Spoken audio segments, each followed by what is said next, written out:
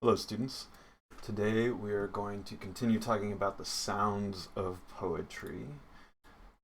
More specifically, we're going to talk about mostly rhyme, although we'll talk a little bit about examples of these other sonic elements in other poems.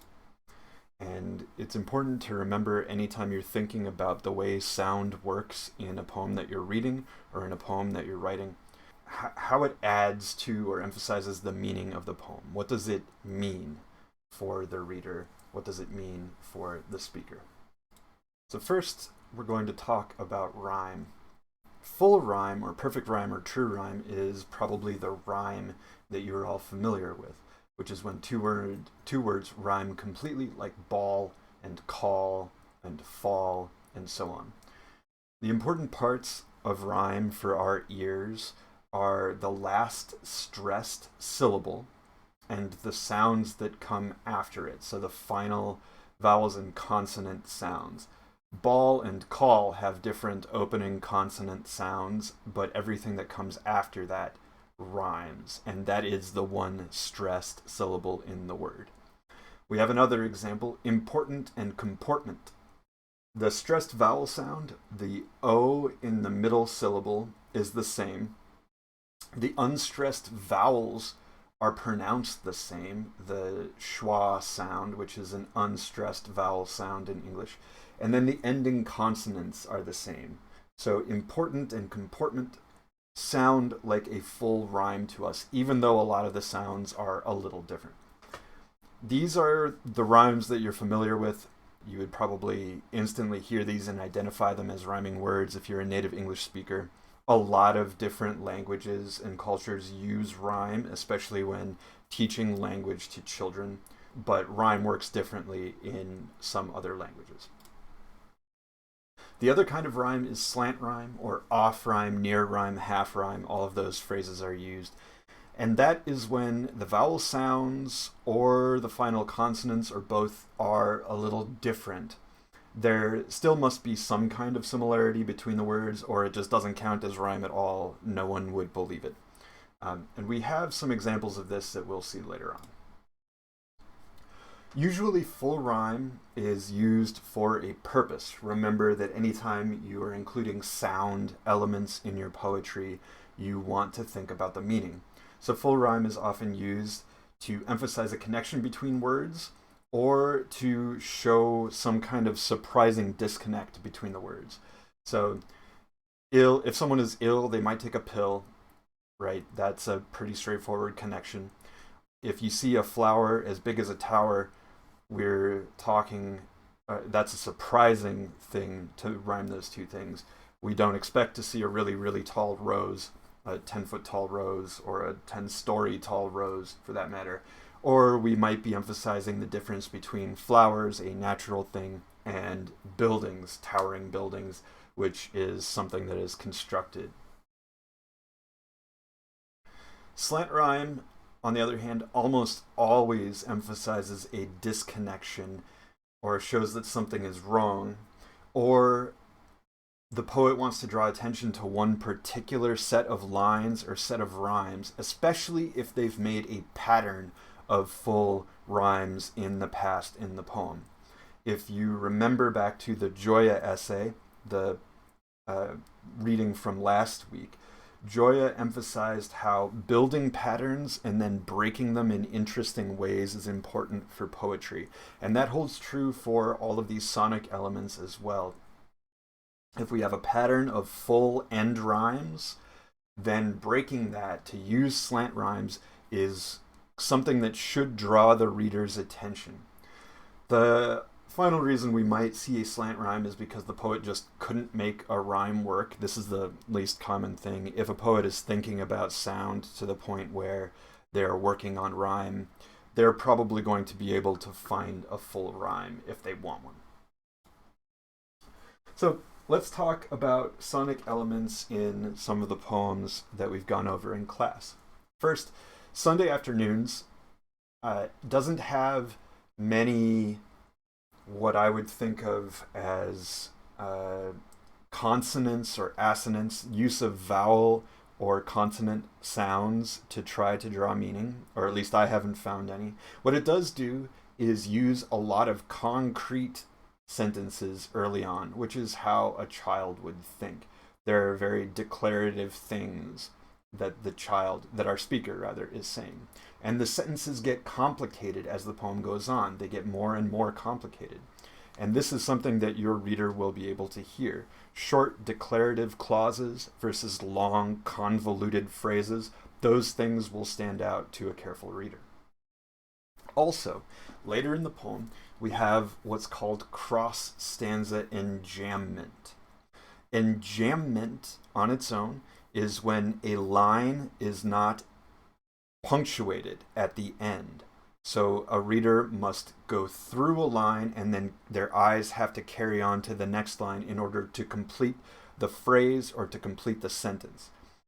A line can be end-stopped, which is the opposite of enjambment, with a period, a comma, a semicolon, a dash, any of those things that provide for a natural pause using punctuation. So that's end-stopped at the end of a line. And enjambment is where your eyes have to move on. So later in this poem we have cross-stanza enjambment, which is where a sentence continues after the end of a stanza and to the beginning of the next stanza. And this is something that our reader will be able to hear, that the sentence is going on longer than just one stanza. And this happens as the emotions in the poem intensify, and as our child, our speaker, starts to use abstract language, which is also different from the language that is used earlier in the poem. Abstract language isn't itself a sonic element, but it is something that accompanies these more complicated sentences.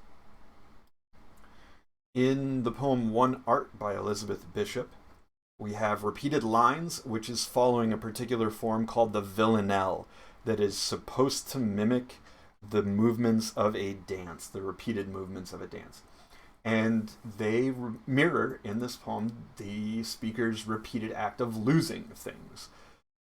The rhyme scheme that Bishop uses is also part of the villanelle. Links master with disaster, which shows us exactly what our speaker is really mastering here, which is loss and disaster.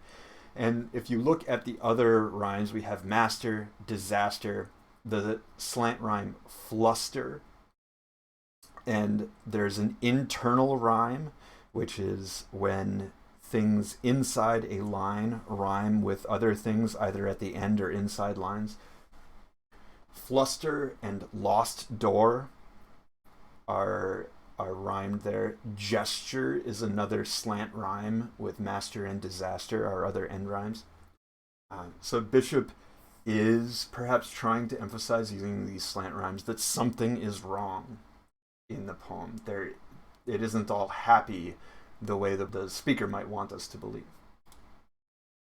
In Winter Sundays by Robert Hayden, we talked about this a little bit in the poetry video from last week. But Hayden uses consonants or repeated consonant sounds early on in the poem. He makes the sentences sound harsh by repeating those hard C and K sounds. As the house warms up, the noises fade, and the repetition, which is another sonic element, repeating things. The repetition of "what did I know" in those final lines of the poem emphasizes the emotion there. What did I know of love's austere and lonely offices? That sounds like a lament to me. Our speaker is so sad that they didn't recognize their father's love when they were experiencing it. Kenny Zobod, we talked about this again last week, but we have short phrases, not even full sentences, that make the poem seem really choppy. We have flashes of images that also make it seem kind of choppy. Consonants, again with the K and the hard C sound. I guess a lot of poets like this when things are cold. And then we have that long sentence at the end that shifts from consonants to smoother sounds.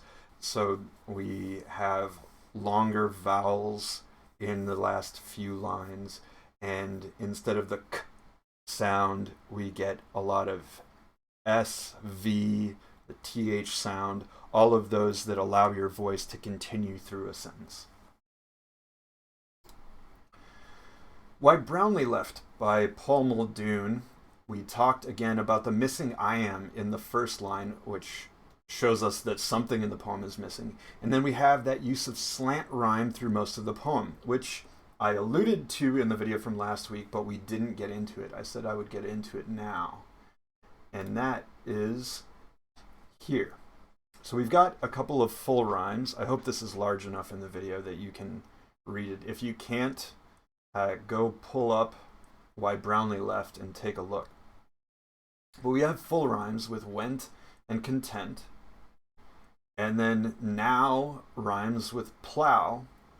But the rest of the poem has slant rhymes. If you are willing to accept that this is a sonnet, or that our poet knows what he's doing, you'll see that barley and early are slant rhymes. Bullocks and black might be the most difficult for you to accept, but if the rest of the lines have matches, then this must be a match. Farmhouse famous, with and wife, and my favorite of these is the final couplet, foot to and future. So just like a Shakespearean or English sonnet would conclude with a rhyming couplet, Muldoon has put this poem together so that he has a slant rhyming couplet at the end. So,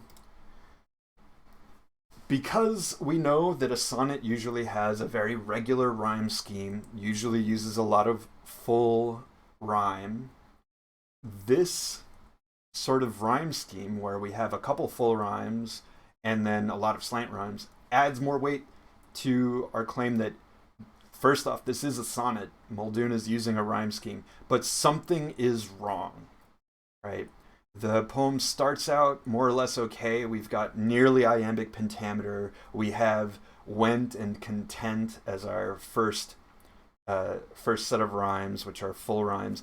And then something goes wrong. Something goes awry. And all of a sudden we have all of these slant rhymes. Things are falling apart. And our final couplet, the horses are shifting their weight from foot to foot and staring into the future. So these are some examples of ways that you can use sonic elements, and you don't have to do something as intense as what we see in Why Brownlee Left.